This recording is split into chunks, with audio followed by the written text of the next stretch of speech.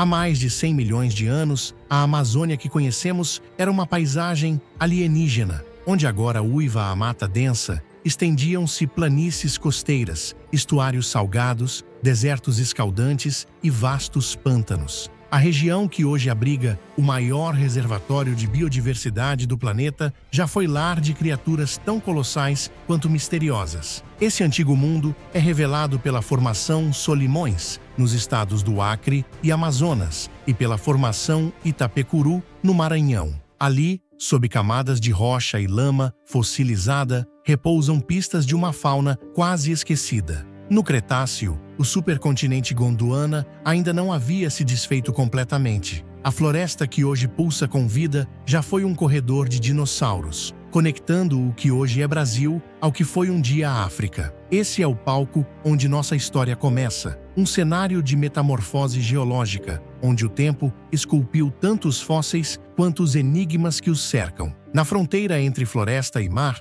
viveu um dos maiores carnívoros que já pisaram o solo brasileiro, o Oxalaia quilombensis. Seu nome homenageia os quilombos do Maranhão. Com cerca de 12 a 14 metros de comprimento, esse dinossauro era um gigante da linhagem dos espinosaurídeos, os mesmos do famoso Spinosaurus aegyptiacus. Mas ele tinha sua própria identidade. Seu crânio era longo, pontiagudo, semelhante ao de um crocodilo, dentes cônicos, perfeitos para agarrar peixes escorregadios. Mas ele não se limitava aos rios. Com suas patas fortes e cauda musculosa, talvez transitasse entre a água e a terra com a mesma facilidade de um jaguar amazônico moderno. Suas narinas posicionadas no alto do focinho revelam um segredo. Ele podia submergir quase todo o corpo, deixando apenas os olhos e o nariz fora d'água à espreita. Assim como os quilombolas resistiram ao esquecimento, o Oxalaia também sobreviveu,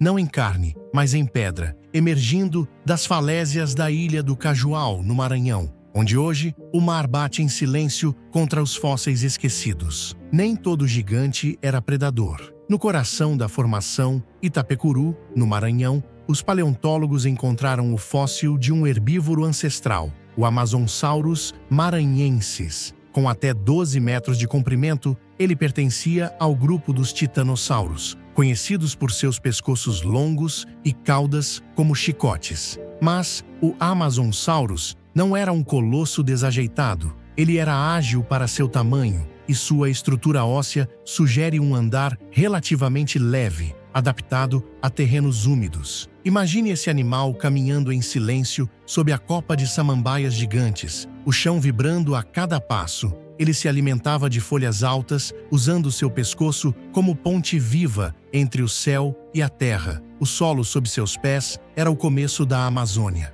Não a selva exuberante que conhecemos, mas uma versão primeva, recém-saída do barro da criação. Em pleno território do Acre, onde hoje correm os rios Purus e Acre, os fósseis contam histórias de um tempo em que dinossauros e crocodilos colossais compartilhavam o mesmo habitat. Entre eles, existiam saurópodes de porte médio ainda não completamente identificados, mas com marcas que indicam possível relação com saltassauros, da Argentina. Mas ali, entre fragmentos de ossos e pegadas fossilizadas, outro monstro chamava a atenção: o Purosaurus, um crocodilo que surgiria milhões de anos depois dos dinossauros, mas que talvez tenha sido inspirado por eles. O cenário é de várzeas ancestrais, rios serpenteantes e mata baixa. Esses dinossauros herbívoros talvez migrassem em grupos, atravessando cursos d'água em busca de alimento. Cada pegada que deixaram virou poesia petrificada no solo amazônico. A região do Alto Juruá hoje guarda esses tesouros, onde a floresta oculta com raízes aquilo que o tempo ainda não terminou de revelar. Nem todos os dinossauros da Amazônia têm nome. Na Formação Solimões foram encontrados dentes isolados, vértebras partidas e ossos soltos que pertencem a terópodes carnívoros, talvez Abelisaurídeos ou Carcharodontos saurídeos. Cada fragmento é um eco de um predador que um dia caçou sob chuvas tropicais que nunca paravam.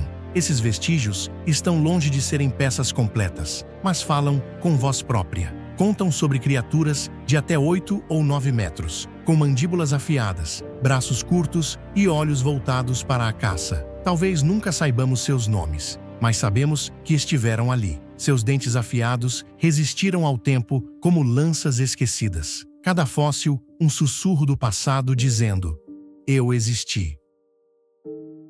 Sob os sedimentos do norte amazônico, surgiram dentes e fragmentos ósseos de um tipo particular de predador, os abelisaurídeos. Eram carnívoros de médio a grande porte, com corpos robustos, focinhos curtos e braços absurdamente pequenos, ainda menores do que os do famoso Tyrannosaurus rex. Mas sua mordida era precisa, sua postura ameaçadora. Viviam como emboscadores, correndo curtos trechos e abatendo presas com um único golpe feroz. Embora os registros na Amazônia sejam escassos, fósseis semelhantes no Peru, Argentina e Madagascar indicam que esses caçadores estavam mais espalhados do que se imaginava, talvez ocupando a Amazônia Ocidental durante o Cretáceo como predadores de emboscada em ambientes de mata aberta e florestas alagadas. Imagine cruzar um pântano raso e ver olhos fixos entre os cipós. O tempo fossilizou o corpo,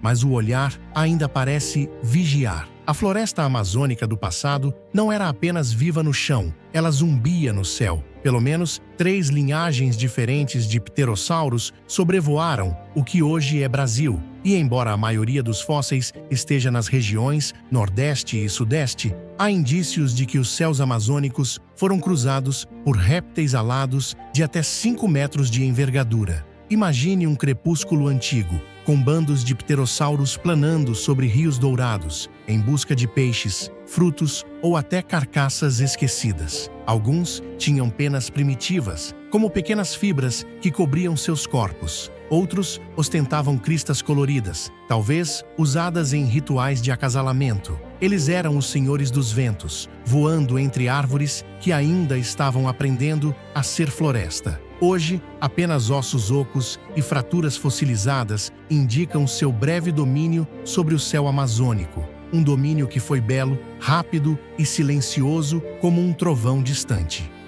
Durante o Cretáceo, o mar invadiu a América do Sul pelo norte. Formou-se um gigantesco golfo tropical, conhecido como o Atlântico Equatorial Sul, que cortava o continente ao meio. Foi ali, na transição entre terra e água, que viveram animais adaptados a ambientes costeiros, como os espinosaurídeos e dinossauros herbívoros que pastavam à beira-mar. Mas o mais fascinante foi o surgimento de fósseis marinhos em pleno solo amazônico. Dentes de tubarões primitivos, vértebras de plesiosauros e fragmentos de mosassauros. Todos indicam que, por um tempo, o que é hoje floresta foi um mar tropical quente, salgado e cheio de predadores. Um oceano esquecido que adormeceu sob camadas de terra e tempo. Onde hoje cantam araras, já nadaram répteis gigantes.